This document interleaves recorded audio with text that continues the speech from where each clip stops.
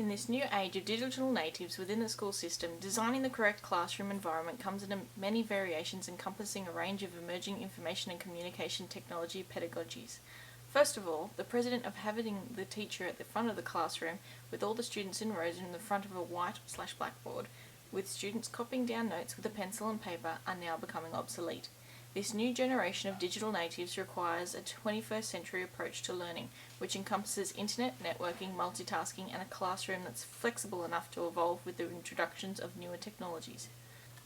According to Lambert M. 2002, there are 4 models for the 21st century learner that teachers have to take into account when creating their classroom environments.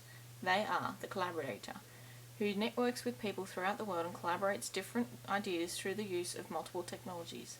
The free agent, who makes full use of continuous, open-ended and lifelong styles and systems of learning. The wise analyzer, who gathers evidence of effective activity, scrutinizes and applies its conclusions to new problems and new contexts. The creative synthesizer, who connects across the themes and disciplines, cross-fertilizes ideas, integrates separate concepts and creates new vision and new practice. All of these models can be applied to students, with them adopting several of the models each. To begin, within my classroom, I would make it so that students at the beginning of the year discuss what their ideal classroom looked like. The students would have to list their ideas for personal learning environments, PLEs, where they feel welcomed when they first enter the room, to having to think up what kind of new technologies they would like to incorporate into their learning, such as World of Warcraft, which can teach students reading, writing, and communication skills. Students can also put forward how they would best like to be taught. From there, the ideas can be collaborated, and those that are doable can be incorporated into the classroom, such as different areas for different studies, comfy chairs for when literature is being read, or classroom chairs in a semicircle when the group is having a discussion on their studies. The classroom setup needs to be flexible. Chairs and desks need to be transportable enough that they can be moved around the classroom when different activities are being taught. The incorporation of new technologies such as laptops and iPads within my classroom would cut down on backstrain within schools, as their textbooks could all be on one device, making the use not only a healthier alternative, but also allowing for students to have all their classroom studies in the one spot. iPads also have within them a GPS locator in case the device gets stolen. This would also assist students to locate the devices if they lose them. However, this would need to be strictly monitored by one person within the school, such as the principal, as we do not want the students to feel that Big Brother is watching their every move. The iPads in Education Classrooms website demonstrates the many ways in which students can learn through the use of their iPads. They learn in an engaging way of games and fun information, which makes students want to learn without being necessarily aware that they are learning. Another form of personal learning environment within the classroom is the introduction of e-portfolios. These would be used to capture and display a learning record of the student's achievement throughout their schooling, and can also be used to demonstrate to prospective employers their achievements.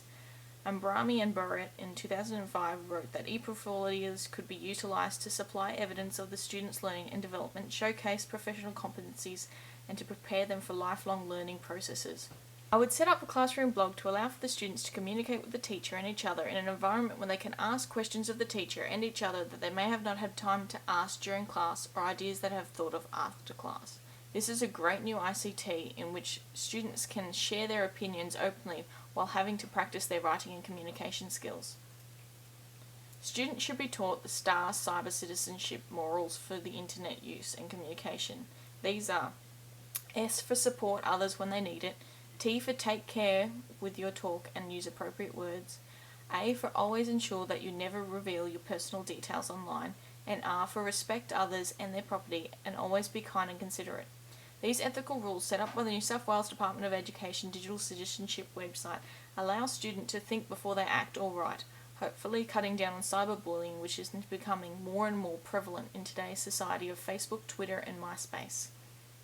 The use of virtual worlds such as Second Life for distance education is a cheap and effective means to educate students that are disadvantaged when it comes to particular subjects due to their remote locations, etc.